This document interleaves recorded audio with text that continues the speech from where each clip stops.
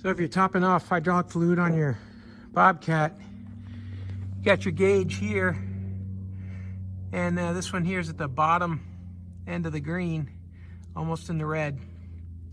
And we're gonna see how much hydraulic fluid you need to put in there. This is not the Bobcat hydraulic fluid. It's not as expensive, but I think it's the same quality.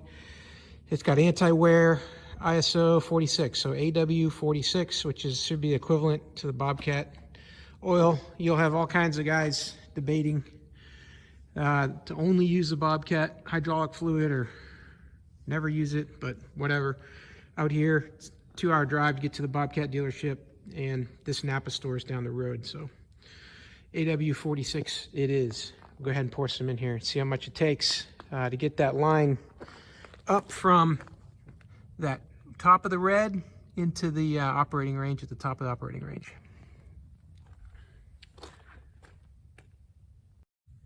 Here's your refuel cap at the top. And you're gonna wanna get a funnel, or this bucket's gonna make a mess all over the place. So you don't wanna pour this with a funnel. So I climbed on top here to pour this, and makes it easier for me to do it that way.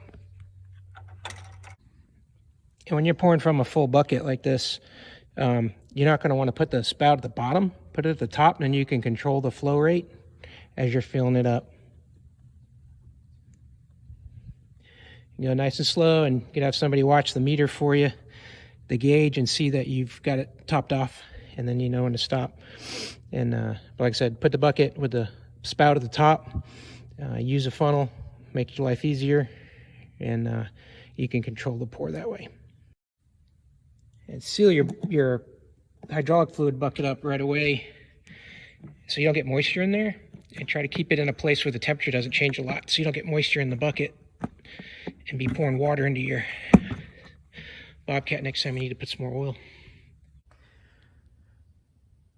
So it's a little hard to tell from looking in the bucket exactly how much it took to get from that bottom line to the top line, but I don't think it was a full gallon. Yeah, we're pretty full here still. I think it was about half a gallon, maybe 3/4 of hydraulic fluid, and that took it up from the bottom line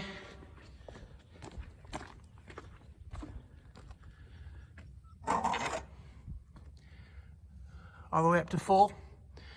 And that's the range you want to be in. You want to keep it in the green.